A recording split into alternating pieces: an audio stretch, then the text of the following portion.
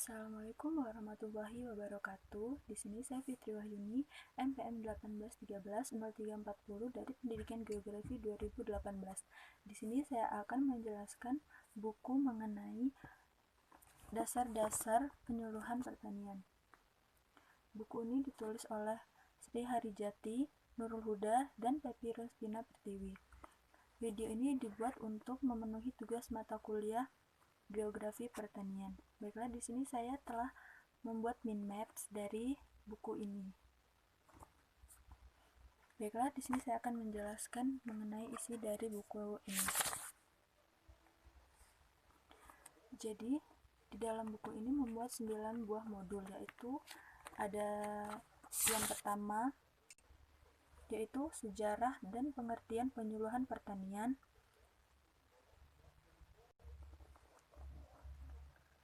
Sejarah penyuluhan pertanian memberikan pengetahuan tentang latar belakang kegiatan-kegiatan penyuluhan pertanian dalam mendukung keberhasilan pembangunan pertanian. Di Amerika Serikat sendiri memiliki sejarah penyuluhan yang berawal dari kebutuhan pendidikan pertanian, kebutuhan menyiapkan informasi, dan mendorong penerapan informasi melalui kegiatan jasa penyuluhan. Sedangkan di Indonesia sendiri, perkembangan penyuluhan pertanian itu telah terjadi sejak sebelum kemerdekaan hingga sekarang. Pembangunan Kebun Raya Bogor pada tahun 1917 dengan tujuan mengenalkan jenis-jenis tanaman baru menjadi awal perkembangan pertanian di Indonesia. Pada perkembangan penyuluhan pertanian di Indonesia itu di awal masa sebelum kemerdekaan sekitar tahun 1817 sampai dengan 1941 itu masih menggunakan sistem tanam paksa dalam melakukan penyuluhan pertanian. Kemudian pada masa kemerdekaan tahun 1945 sampai dengan tahun 1966 mulai ada perubahan dalam sistem pertanian, namun masih dalam komando satu pusat. Namun hal ini masih kurang menumbuhkan minat dari masyarakat. Kemudian pada masa Orde Baru tahun 1966 sampai dengan 1998, kegiatan penyuluhan pertanian mulai mendapat pengakuan dari para petani. Hal ini sejalan dengan keberhasilan swasembada beras nasional. Kemudian pada masa reformasi atau otonomi daerah, yaitu pada tahun 1998 sampai dengan sekarang, pemerintah memiliki wewenang untuk mengatur dan mengurus peningkatan kualitas SDM sesuai kemampuan dan kebutuhan daerah. Pada masa ini, peran penyuluh pertanian memiliki peran yang sangat penting, yaitu dibutuhkan untuk mendorong masyarakat petani memanfaatkan peluang yang ada. Setelah kita mengetahui sejarah singkat dari penyuluhan pertanian di Indonesia, untuk itu kita perlu mengerti apa sih penyuluhan pertanian itu. Pengertian dari penyuluhan pertanian adalah proses pendidikan dengan sistem pendidikan non-formal untuk mengubah perilaku orang dewasa agar memiliki pengetahuan, keterampilan, dan sikap yang lebih baik pada bidang pertanian dengan harapan memperoleh kesejahteraan. Selanjutnya modul kedua, yaitu mengenai tujuan dan peranan penyuluhan pertanian dalam pembangunan. Sebagai suatu kegiatan, penyuluhan pertanian dilakukan untuk mencapai suatu keinginan atau tujuan. Sehingga tujuan penyuluhan pertanian itu sendiri adalah meningkatkan perilaku dan kemampuan petani sehingga dapat meningkatkan kesejahteraannya. Kemudian untuk peran penyuluhan pertanian itu sendiri sangat penting, yaitu sebagai kegiatan yang katalis, pendamping, perantara, dan penemu solusi bagi pembangunan pertanian. Baiklah, selanjutnya yaitu modul ketiga. Modul ketiga ini berisi falsafah dan prinsip-prinsip penyuluhan. Falsafah atau berfalsafah adalah proses berpikir, mencari kebenaran terhadap suatu kejadian, dan hasil jawabannya merupakan dasar-dasar pemikiran yang akan dijadikan sebagai landasan kerja suatu kegiatan. Adapun falsafah penyuluhan pertanian yang penting dipahami antara lain ada 6, yaitu 1. Falsafah pentingnya individu. Yang kedua, falsafah membantu diri sendiri. Yang ketiga, falsafah mendidik. Yang keempat, falsafah demokrasi. Yang kelima, falsafah kerjasama. Dan yang terakhir yaitu falsafah kontinu atau terus-menerus. Sedangkan untuk prinsip-prinsip penyuluhan pertanian yang dikemukakan oleh Legends tahun 1961 meliputi 1. Prinsip mengajarkan, yaitu sebanyak mungkin melibatkan masyarakat untuk mengajarkan atau menerapkan sesuatu.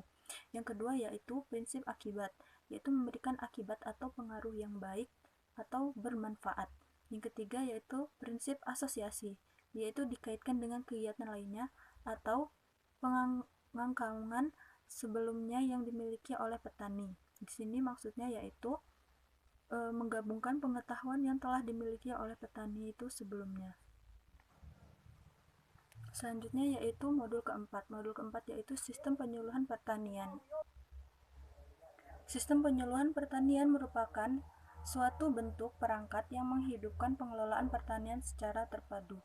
Adapun komponen-komponen dalam sistem penyuluhan pertanian menurut Slamet tahun 2001 adalah 1. Sarana penyuluhan adalah kelompok petani yang merupakan pihak yang terlibat secara langsung dengan proses-proses produksi. Yang kedua yaitu penyuluh, merupakan jembatan antara petani dengan sumber-sumber informasi.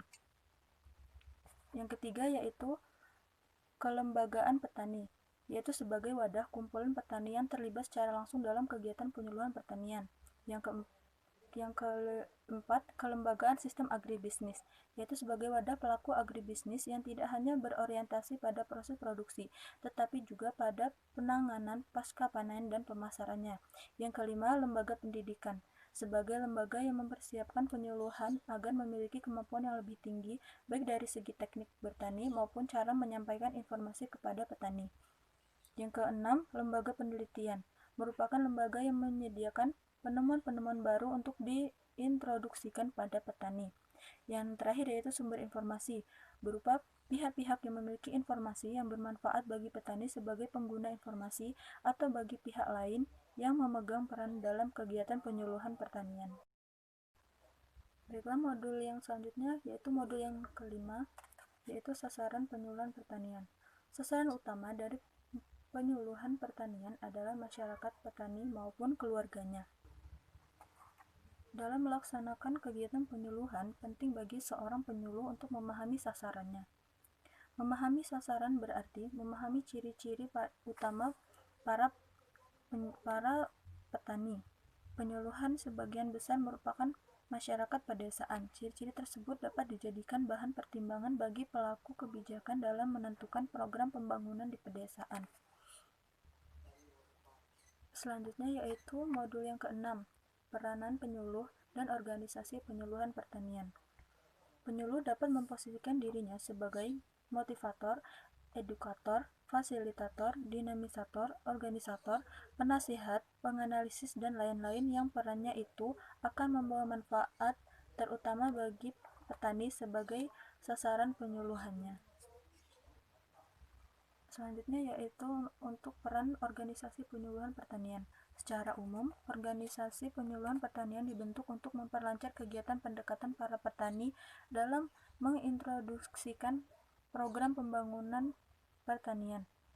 Organisasi penyuluhan pertanian merupakan suatu kumpulan atau kelompok yang mengkoordinasikan unit-unit kegiatan pembangunan pertanian dalam bentuk penyuluhan pertanian yang memiliki tujuan untuk meningkatkan kesejahteraan masyarakat petani.